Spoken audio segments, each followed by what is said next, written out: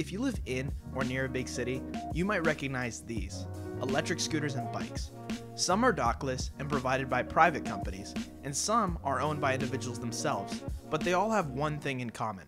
You can see why the electric scooters and dockless bikes have earned the nickname litter bikes. The city of Tucson has banned dockless electric scooters. There's been so many issues, as we've seen, with people riding them on sidewalks without helmets, going too fast, and just leaving them anywhere around town. Yeah, not a good look. And based on media scrutiny alone, you could have a valid argument that the negatives outweigh the benefits of this tech for most cities in America. And with many of these unused vehicles being littered throughout urban areas, and riders speeding past pedestrians without helmets on, it can be said that they cause a lot more of a nuisance than delivering the convenient, cheap, green transportation that these companies promised. But for some cities, specifically Atlanta, this new tech could be exactly what people need for last mile transportation. But what does last mile transportation even mean? And more importantly, why is it needed in Atlanta? To answer these questions, we have to understand MARTA, Atlanta's current public transportation system, and why it can't quite cut it for most people trying to get where they need to go. Back in 1965, the Metropolitan Atlanta Rapid Transit Authority was voted to be created by Georgia's General Assembly. The problem at the time was that racial tensions were at the highest they'd ever been, so when white people from the suburbs heard that their county would have a system that would link them to a large population of African Americans, it caused an uproar. Lester Maddox, former governor of Georgia and well-known segregationalist, made it a point to dismantle MARTA before it could ever extend out to the suburbs. And since it could never expand, the Great Plan would become a very impractically designed transportation system. Just take a look at this map of train lines for the original MARTA plan and compare it to the modern-day train map. Even if you were to take the train somewhere, it can't really take you anywhere besides the larger well-known areas like the Mercedes-Benz Stadium. It is expected that if you take a train, you have to follow up with a bus ride too. But that bus creates the biggest problem. How do you expect people to switch from cars when the alternative is taking a bus to a train station and then taking another bus from that station? The answer is you can't, and the numbers show that. According to INREX, Atlanta is the 11th most congested city in the United States, with people spending upwards of 108 hours in traffic each year. And that number is still increasing, which means Atlanta is continuing to become more and more car dependent. But how can these scooters and bikes change that? It's easy. You just replace taking the bus with taking a small electric vehicle. It seems crazy, but when looking into some of Atlanta's new infrastructure plans, it starts to become more and more possible. According to Atlanta's annual bicycle report, the city has just over 116 miles of bikeways built, doubling Atlanta's mileage since 2012. It has also created the new Beltline, which runs around the northern part of the city, but is still in development.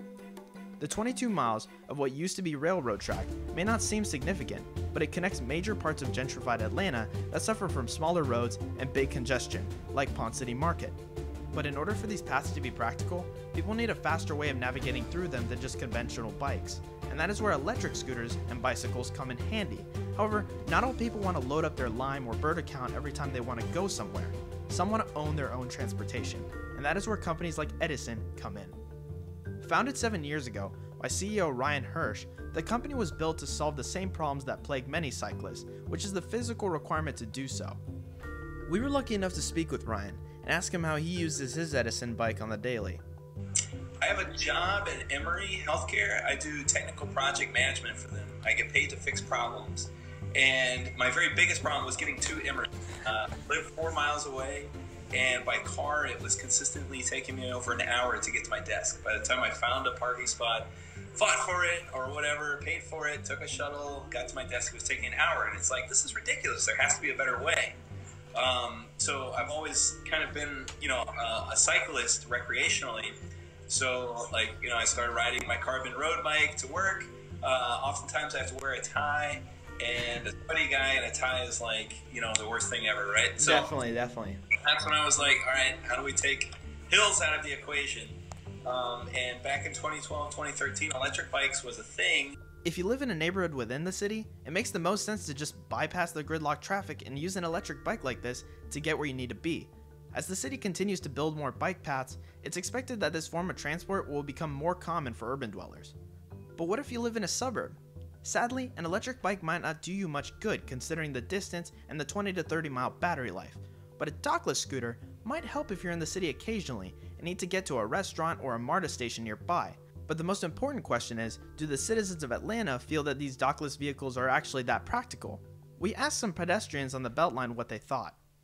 Well, I think it's positive in some aspects and negative in others. From someone that's pretty, well, I guess we live on the Beltline in East Atlanta, so we're able to walk on the Beltline. We have ridden our bikes on the Beltline too, but when it's a really nice day and it's really crowded with a lot of walkers, it's harder to ride a bike.